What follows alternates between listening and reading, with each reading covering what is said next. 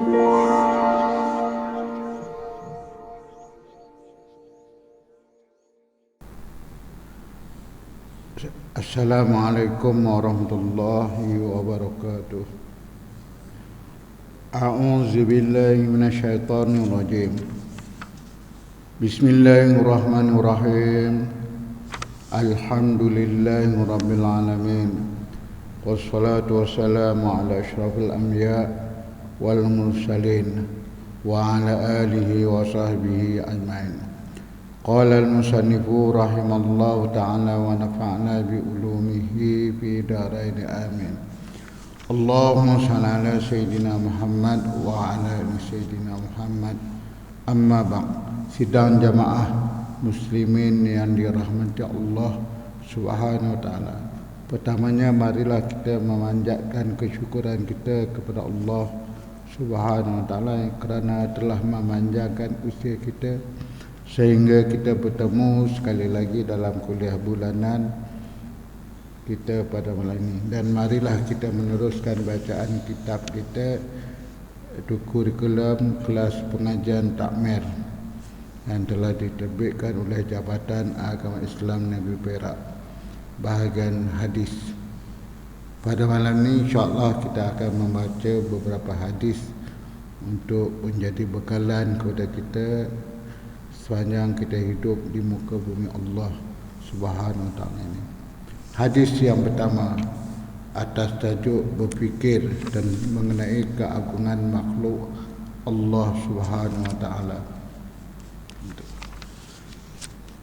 Manusia dikehendaki sentiasa mengingati Allah dengan berzikir atau sembahyang pada setiap masa di mana dia berada dan berfikir tentang semua ciptaan Allah Subhanahu wa taala, yakni makhluknya yang ada di langit dan di bumi.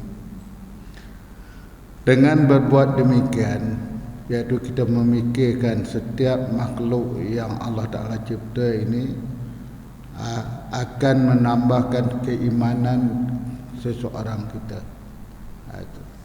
Ya. Dalam pengajian ilmu tauhid, tuan-tuan, dua kalimah yang perlu kita hafaz, itu pertama Khaliq, yang kedua makhluk. Khaliq iaitu pencipta. Pencipta hanya satu saja, iaitu Allah Subhanahu wa taala. Yang kedua makhluk. Makhluk ni ta'rif dia ma siwallah, sesuatu yang lain daripada Allah Ta'ala dia dikategorikan makhluk. Khaliq hanya satu, makhluk tu selain daripada Allah dia terkumpul dalam satu kumpulan yang dinamakan makhluk. Aduh, kena ingat dua perkataan itu. Ya. Habis. Pertama hadis an Abi Ya'la Shaddad bin Ausin radhiyallahu anhu anin Nabi sallallahu alaihi wasallam qala al-kayyisu man dana nafsahu wa amila lima ba'dal mauti wal ajizu man attaba'a nafsahu hawaha wa tamanna 'ala Allahi amaniya. Rawahu Tirmizi wa qala hadisun hasanun. Qala Tirmizi wa ghairuhu minal ulama makna dana nafsahu hasabaha. Maksud hadis ini daripada Abu Ya'la Shaddad bin Ausin, daripada Nabi sallallahu alaihi wasallam bersabda, orang yang bijak itu ialah mereka yang mengambil berat tentang dirinya dan beramal untuk selepas mati. Itulah orang yang bijak berdasarkan hadis yang kita baca ni, iaitu orang yang mengambil berat tentang dirinya dan beramal untuk hidup selepas mati. Manakala orang yang lemah itu ialah mereka yang menurut hawa nafsunya, sedangkan dia bercita-cita untuk menjadi hamba Allah yang diridai. Itulah orang yang lemah, tuan-tuan, menurut pandangan hadis ini, iaitu mereka yang hidup di dunia ini menurut hawa nafsunya, sedangkan dia bercita-cita untuk menjadi hamba Allah yang diridai. Orang yang ada macam tu dia dikira orang yang lemah. Habis. Pengajaran hadis. Orang yang beriman hendaklah sentiasa bermuhasabah, melakukan hisab pada dirinya setiap hari. Ya, setiap hari kita ni kena melakukan muhasabah diri. Kita ada masa untuk kita melakukan muhasabah diri kita sebelum tidur ke, ataupun setiap hari selepas bangun daripada tidur tu kita melakukan muhasabah diri. Ada masa, tuan-tuan, ambil masa sekejap, 5 minit ke 10 minit kita untuk melakukan muhasabah, menghisap diri kita sendiri. Yang pertama, kita datang daripada mana? Kita semua ni datang daripada Allah SWT. Minallah billah ilallah. Kita muhasabah diri kita. Yang pertama, kita datang daripada Allah SWT. Minallah. Kemudian billah, kita hidup di atas dunia ini dengan Allah SWT, dengan peluang yang Allah Ta'ala beri kepada kita untuk hidup seketika sebelum kita dimatikan oleh Allah Subhanahu wa taala. Yang ketiga, ilallah, kita nak balik kepada Allah Subhanahu wa taala. Ingat 3 perkara ini. Yang pertama, minallah, kita datang daripada Allah. Billah, kita hidup di atas dunia ini dengan Allah Subhanahu wa taala. Rezeki yang kita kecapi semuanya datang daripada Allah Subhanahu wa taala. Kita bergerak, kita berjalan, kita makan, kita mandi, kita semuanya dengan pertolongan Allah Subhanahu wa taala. Ilallah, dan yang ketiga, kita semua ni nak balik kepada Allah Subhanahu wa taala semua kita. Dan beramal. Beramal. Dan sekarang kita sedang berada di bulan Rajab. Lebih kurang tengah 2 bulan lagi, tuan-tuan, kita akan masuk bulan Ramadan untuk tahun 1444 Hijrah. Daripada sekarang kita kena berusaha untuk pertama sekali melipat gandakan taubat kita kepada Allah Subhanahu wa taala. Kalau sebelum ini kita bertaubat mungkin 100 kali setiap hari. Astaghfirullahalazim, astaghfirullahalazim, sebanyak 100 kali. Bila masuk saja bulan Rajab dan Sya'ban, kita kena tambah lagi istighfar kita kepada Allah Subhanahu wa taala. Tujuan dia, tuan-tuan, ialah apabila kita masuk saja bulan Ramadan akan datang, kita ni sudah sifat dosa.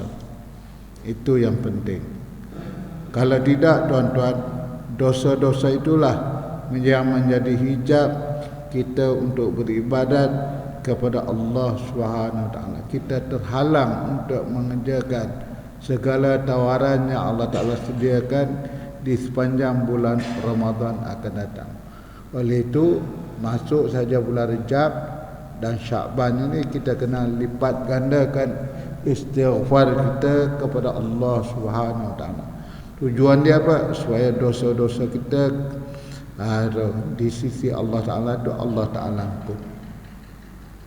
Kalau tidak, tuan-tuan, dosa-dosa itulah yang jadi penghalang, hijab antara kita dengan Allah Subhanahu wa taala untuk kita mengerjakan sekecil-kecil amal ibadat sehingga sebesar-besar amal ibadat. Itu yang pertama.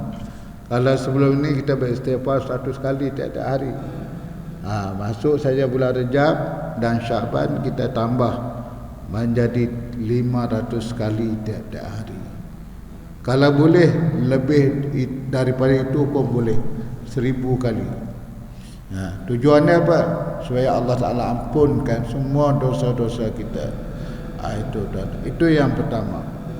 Yang kedua, berselawat kepada Rasulullah sallallahu alaihi wasallam. Lipat gandakan juga selawat kita, tuan-tuan. Karena orang yang berselawat kepada Rasulullah sallallahu alaihi wasallam, dia akan banyak dapat manfaat dia.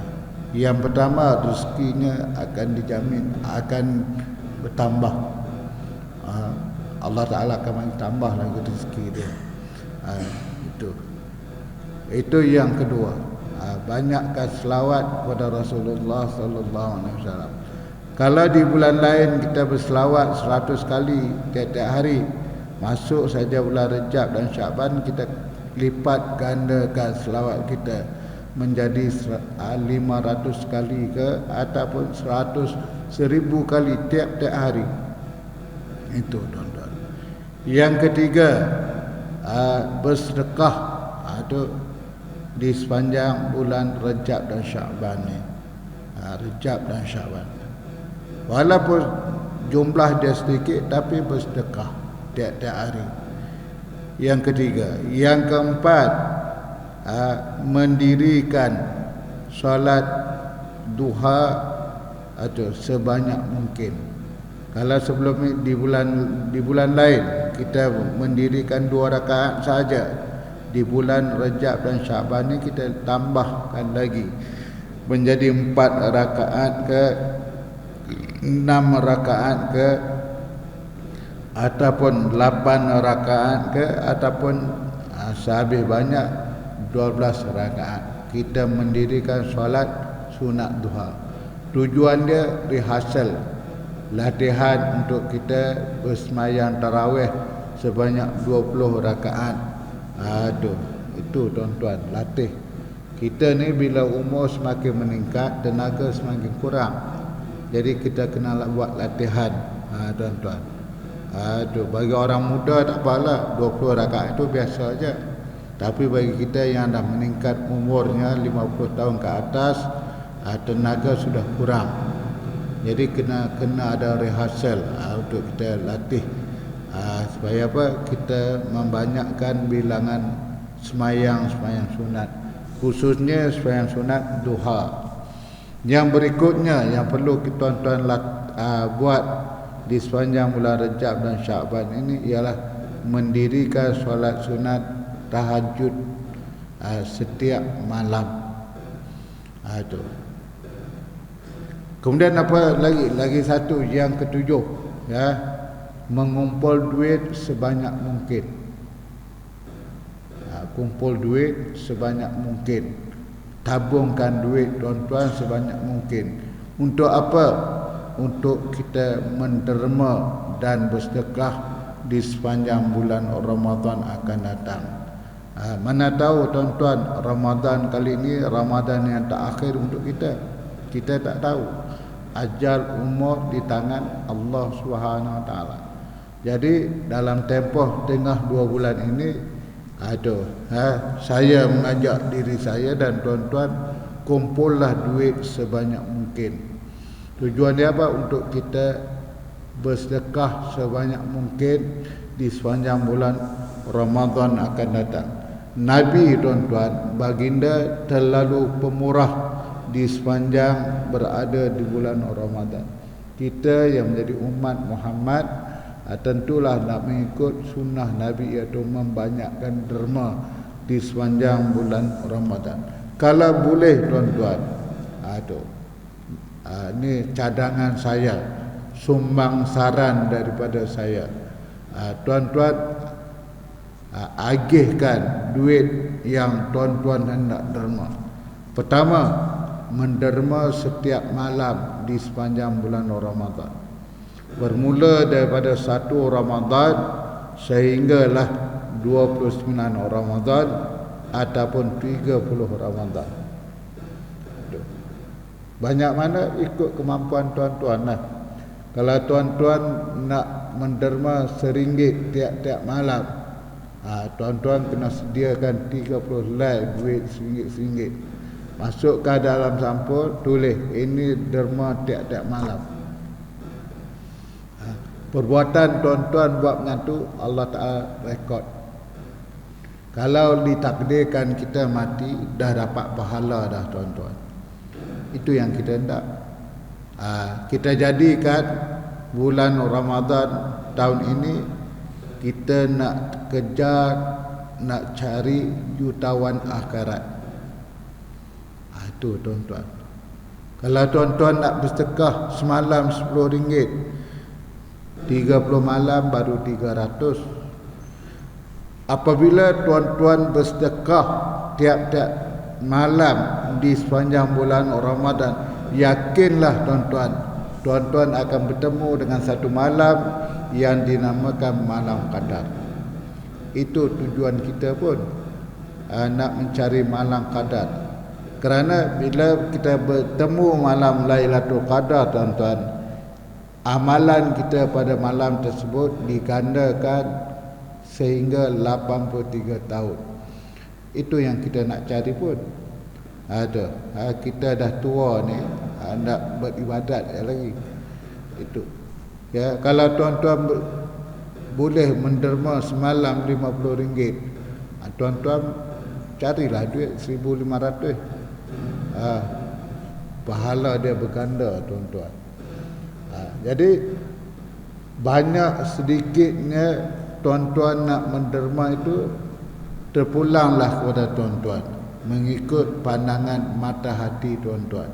Semakin banyak tuan-tuan menderma, semakin banyaklah pahala yang tuan-tuan akan raih. Itu satu. Kemudian nak derma orang berbuka puasa, masukkan rekod dalam sampul surat. Ada duit untuk sejumlah tuan-tuan nak menderma orang, nak menjamu orang berbuka puasa, orang miskin, anak yatim. Jadi boleh. Kerana kelebihan menjamu orang berbuka puasa ni, kita akan mendapat dua pahala. Pertama, pahala kita sendiri yang berpuasa. Yang kedua, pahala orang yang kita jamu tu kita akan dapat. Jadi kalau ramai kita menjamu orang berbuka puasa, maka banyaklah pahala yang kita akan raih. Itu yang kita nak pun tuan-tuan. Ya. Habis. Itu. Balik ke sini. Itu beramal dengan amalan. Itu. Kemudian baca Al-Quran. Itu. Walaupun sehari satu ayat, kena mula dah tuan-tuan baca Al-Quran. Sampai bila kita nak buat tu? Sampai hari kita dimatikan oleh Allah. Itu sempadan dia. Tuan-tuan nak baca Quran, nak beristighfar, nak berselawat, nak membaca Al-Quran, kemudian nak sembahyang sunat, duha. Itu. Sampai bila? Sampai hari kita dimatikan oleh Allah Subhanahu Wa Taala. Ikutlah. Kalau hidup 5 tahun lagi, 5 tahun lah kita baca. Itulah sempadan dia tuan-tuan. Itu bekalan, amalan yang perlu kita buat. Kerana tuan-tuan, walaupun kita hidup 70 tahun ke 50 tahun kan, itu masih pendek tuan-tuan. Jangka masa yang pendek. Kerana umur kita, perjalanan kita masih jauh. Alam kubur kita tak masuk lagi. Alam akhirat kita tak masuk lagi. Dua alam yang akan kita tempuh. Pertama alam kubur, yang kedua alam akhirat. Alam kubur tu belum datang lagi. Mungkinkah kita berada di alam kubur lebih panjang daripada hidup kita di atas muka bumi ini? Kita tak tahu. Contoh kita lihat, Nabi Adam sudah berada di alam kubur ribuan tahun. Itu manusia yang pertama hidup di atas muka bumi, sudah berada di alam kubur ribuan tahun. Ada lagi ke? Ada lagi tuan-tuan contoh yang terdekat. Nabi kita Muhammad sallallahu alaihi wasallam. Berapa Nabi kita hidup di atas muka bumi? 63 tahun saja. Tetapi jasad baginda sudah berada di alam kubur lebih daripada 1000 tahun dah. Mana dalil? Ya, Nabi kita Muhammad sallallahu alaihi wasallam meninggal dunia pada tahun ke-10 Hijrah. Ke-10 Hijrah. Sekarang 1444 Hijrah. 1444 Hijrah tolak 10 tahun. Berapa? 1434 Hijrah. Jasad Nabi sudah berada di alam kubur ada setempoh itu, iaitu 1434 tahun. Kita akan menyusul. Itu saya katakan tadi, Nabi Muhammad hidup macam mana kita hidup ni hanya 63 tahun saja. Nah, sedangkan jasad baginda sudah berada di alam kubur 1434 tahun dah. Dunia belum kiamat. Selagi mana dunia ini belum kiamat, selama itulah seseorang itu akan berada di alam kubur mengikut ketentuan yang Allah Ta'ala tentukan. Aduh, nampak tak tuan-tuan? Kemudian berpindah pula ke alam akhirat. Alam akhirat hidup selama-lama dia. Alam akhirat Allah Ta'ala sediakan hanya 2 tempat. Pertama syurga, kedua neraka. Syurga tempat pembalasan nikmat oleh Allah Subhanahu Wa Taala. Manusia yang dimasukkan ke dalam syurga akan menikmati nikmat pembalasan yang paling sempurna daripada Allah Subhanahu Wa Taala. Nikmat yang paling besar yang akan dikecapi oleh penghuni syurga ialah dapat melihat zat Allah Ta'ala yang qadim. Itulah nikmat yang paling agung sekali tuan-tuan, yang akan dikecapi oleh penghuni syurga. Itu tuan-tuan, ya, melihat zat Allah Ta'ala yang qadim. Itu. Kemudian tempat yang kedua yang Allah Ta'ala sediakan untuk kehidupan di hari akhirat kelak ialah neraka. Neraka ialah tempat pembalasan azab.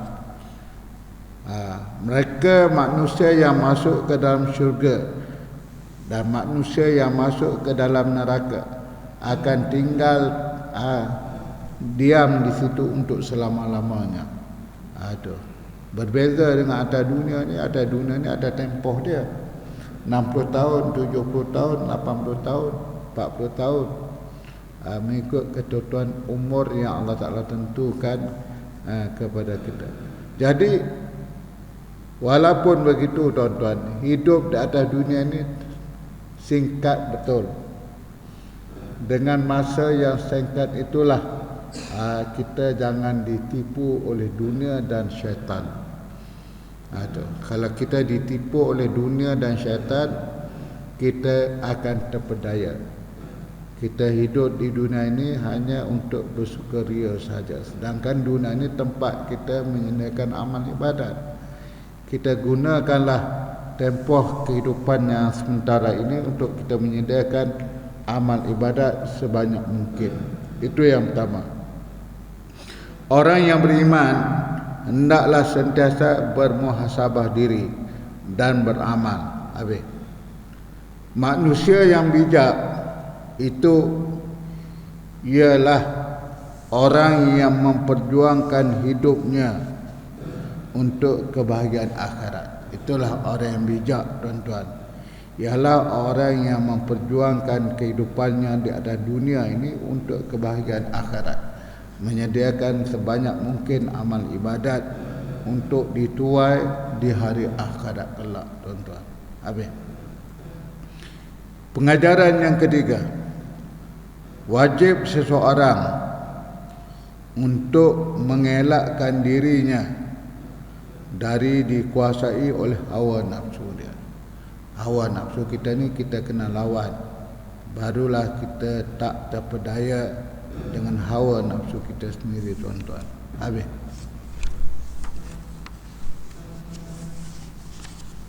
Hadis yang kedua, bab bersegera kepada kebaikan.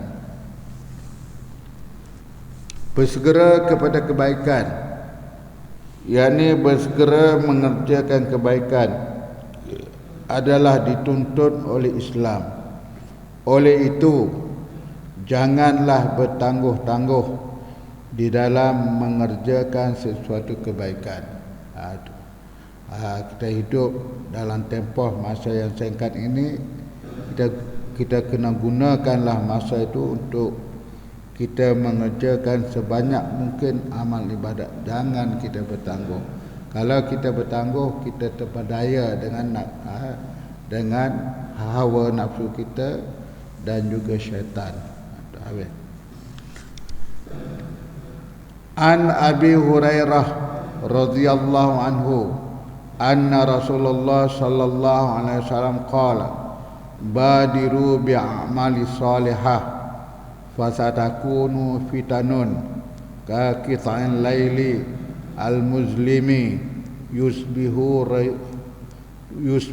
rajulu mu'minan wa yamshi kafiran wa yumsi mu'minan wa yusbihu kafiran yabi'u dinahu bi'aradin minad dunya. Rawahu Muslim. Maksud hadis di atas daripada Abu Hurairah radhiyallahu anhu berkata bahawasanya Rasulullah sallallahu alaihi wasallam bersabda, bersegeralah mengerjakan amalan-amalan yang soleh. Ada hubung kait dengan hadis yang pertama tadi, tuan-tuan. Hadis ini bersegera menyuruh kita hendaklah bersegera mengerjakan amalan-amalan yang soleh. Kerana apa? Kerana akan berlaku fitnah. Fitnah akan berlaku seperti malam yang sangat gelita. Di dalam keadaan itu terdapat orang yang di sebelah paginya mukmin dan di sebelahnya jadi kafir. Bila berlaku fitnah akhir zaman, tuan-tuan, akan terjadi. Di waktu pagi dia beriman, tiba-tiba bila petang dia jadi kafir. Begitulah sebaliknya, sebelah petang dia mukmin dan sebelah pagi dia kafir. Dia menjual agamanya dengan kepentingan dunia yang sedikit. Allah Nabi telah menceritakan akan datang akhir zaman, berlaku fitnah. Fitnah akhir zaman khususnya pada zaman tersebut ada orang di waktu pagi dia beriman, di waktu petang dia jadi kafir. Sebaliknya, di waktu petang dia beriman, di waktu pagi dia jadi kafir. Ada orang sanggup menjual agamanya demi kehidupan dunia yang sedikit ini. Jadi kita bermohon kepada Allah Subhanahu Wa Taala, janganlah kita ini terjadi orang seperti ini. Di pagi kita beriman, di petang kita kafir. Di petang kita beriman, di waktu pagi kita jadi kafir. Jangan. Jangan kita termasuk dalam golongan orang-orang yang menjual agama kerana kepentingan dunia yang bersifat sementara waktunya. Habis. Pengajaran hadis. Seseorang Muslim dikehendaki berpegang teguh dengan agama Islam, bersegera. Untuk itu kita wajib menuntut ilmu agama, khususnya 3 ilmu yang menjadi teras Yang pertama ilmu tauhid, yang kedua ilmu fiqh, yang ketiga ilmu tasawuf. Ilmu tauhid berasaskan kepada akidah ahli sunnah wal jamaah.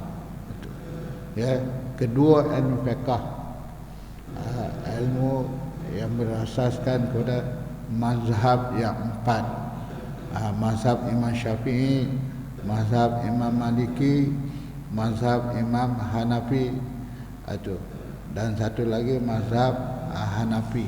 Empat. Kenapa empat mazhab ini diiktibar di seluruh dunia Islam?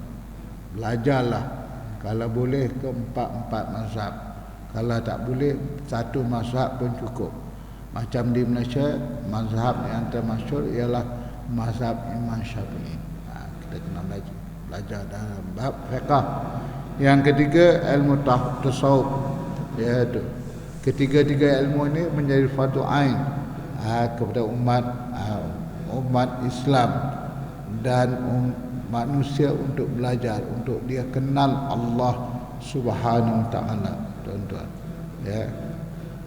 Ilmu tauhid untuk kita mengesahkan akidah kita adalah akidah yang benar, selari dengan akidah yang dibawa oleh Nabi Muhammad sallallahu alaihi wasallam, iaitu akidah yang berteraskan kepada ahli sunnah wal jamaah. Itu tuan-tuan. Ya, yang kedua tadi fiqh, mestilah berasaskan pada salah satu daripada empat mazhab ataupun keempat-empatnya sekali. Yang ketiga tasawuf, untuk ilmu yang berkaitan dengan hati kita. Tuan-tuan, kena belajar. Selain daripada tiga itu, dia fardu kifayah saja, tuan-tuan. Selain daripada tiga ilmu tadi, iaitu ilmu fiqh, ilmu tasawuf dan ilmu tauhid, selain daripada tiga ini, dia hanya fardu kifayah belajar. Habis. Dan berlomba-lomba mengerjakan amal kebajikan ketika muda. Ketika muda adalah saat yang paling sesuai untuk kita belajar. Kemudian daripada muda membawa kita ke peringkat tua untuk kita jangan tinggal ibadat yang telah kita mulakan daripada muda. Tuan-tuan, itu yang terbaik, tuan-tuan. Masa muda. Bila dah tua ni, tuan-tuan, paku dah longgak dah, tuan-tuan. Semua pun dah jalan pun dah tak betul dah. Jadi masa yang paling sedap kita beramal ibadat ketika kita muda. 20-an, 30-an, 40-an. Itu masa yang paling sesuai untuk kita beramal ibadat. Kita nak berzikir, kita nak baca Al-Quran, kita nak berselawat semasa muda lah, tuan-tuan. Bila dah tua, dia mula. Habis tu masa tua kita ibadat, itu orang kata lajak saja. Itu saja, tuan-tuan. Habis. Pada akhir zaman terdapat golongan manusia bertukar menjadi kafir, dan mereka juga menjual agama dengan kebenaran. Zaman kita ni pun dah ada dah. Sanggup meninggalkan puasa kerana nak cari harta, sanggup meninggalkan sembahyang untuk mencari pekerjaan yang kukuh. Ada zaman kita ni. Jangan kata tak ada, tuan-tuan. Kita duduk di Matan Juto ni kita tak tahu, tapi kalau duduk di bandar-bandar besar kita akan jumpa. Sanggup meninggalkan semayang, mencari pekerjaan dunia. Itu tak ada. Habis. Menjauhi gejala-gejala kurang sihat. Kita hendaklah menjauhkan diri kita daripada gejala-gejala kurang sihat. Itu habis. Dan hadis yang ketiga yang kita baca pada malam ini ialah tajuk bersungguh-sungguh menjalankan amalan. Ada hubung kait dia juga, tuan-tuan. Manusia Muslim tidak dapat melarikan diri daripada perjuangan, sama ada perjuangan melawan hawa nafsu untuk menunaikan ibadah atau meninggalkan kemungkaran dan maksiat, atau berjihad di jalan Allah Subhanahu wa taala, iaitu perang sabilillah. Kita hidup di dunia ni ada perjuangan.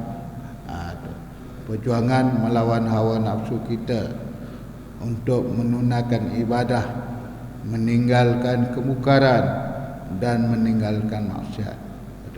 Dan juga kita melawan hawa nafsu untuk mengerjakan amal ibadat. Kena lawan hawa nafsu, tuan-tuan, baru boleh kita dapat membuat amal ibadat. An Aisyah radhiyallahu anha qalat annaha qalat kana Rasulullah sallallahu alaihi wasallam idza dakhala al-ashru ahyala al-laila wa ayqadha ahlahu wajadda wa shadda mi'zara. Ini antara tawaran-tawaran yang Allah Ta'ala kemukakan di sepanjang bulan Ramadan akan datang, iaitu 10 malam yang akhir. Kenapa? Kerana 10 malam yang akhir itu ada satu malam yang dinamakan malam Qadar. Tadi di awal tadi saya pesan kita ni bersedekah tiap-tiap malam. Itu salah satu caranya untuk kita dapat malam Qadar, bersedekah tiap-tiap malam. Jadi kita boleh tambah untuk 10 malam yang pertama sedekah banyak ni, 10 malam yang kedua banyak ni, 10 malam yang ketiga banyak ni kita bersedekah. Yang penting kita dapat malam Qadar. Ini cara Nabi menghidupkan malam Qadar.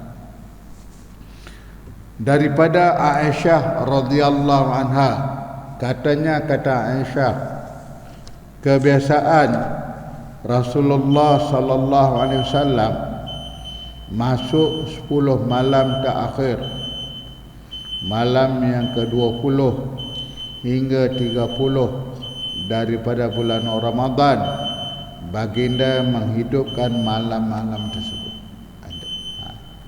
Rasulullah menghidupkan malam-malam 10 malam yang terakhir, dan bersungguh dalam melakukan ibadat serta menjerut tali pinggangnya, iaitu menjauhi perempuan. Muttafaqun alaihi. Pengajaran hadis, sunat menghidupkan malam-malam Ramadan dengan ibadat.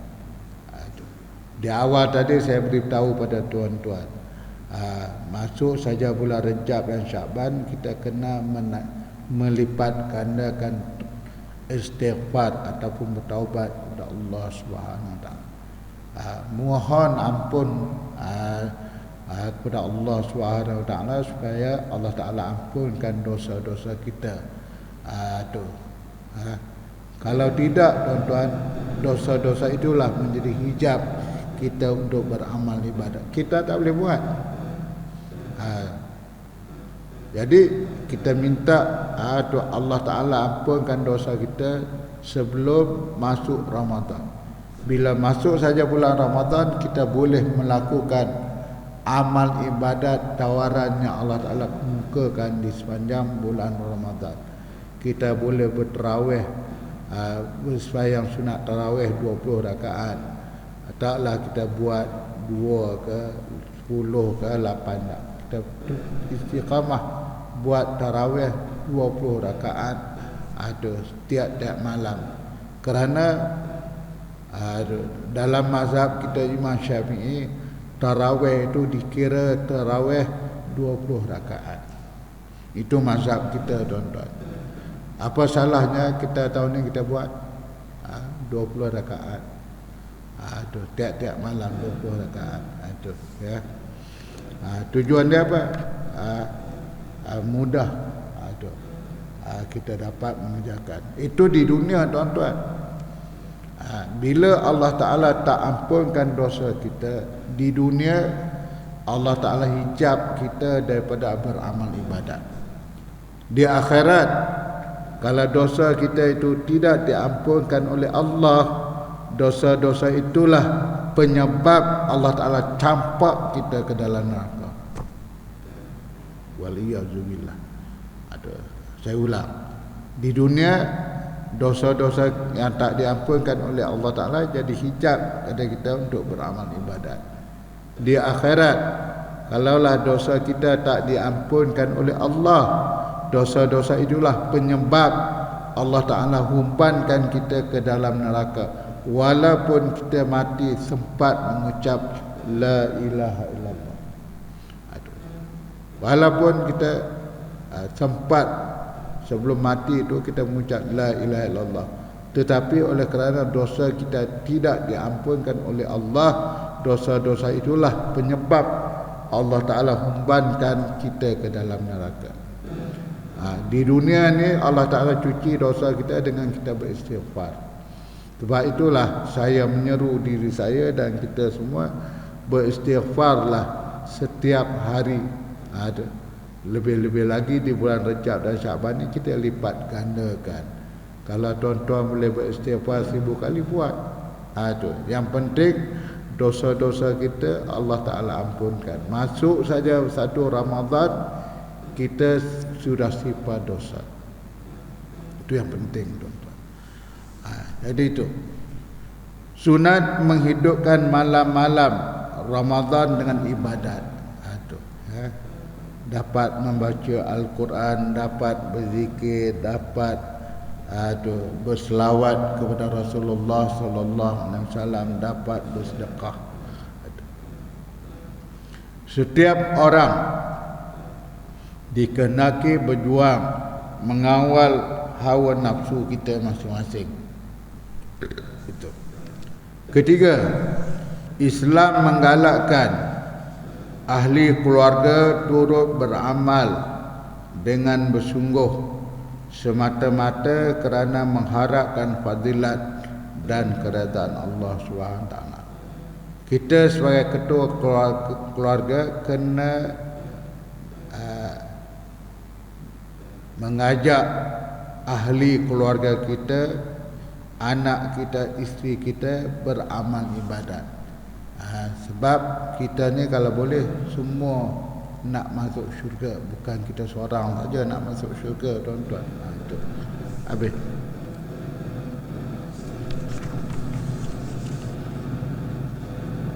Jadi kesimpulan dia, tuan-tuan,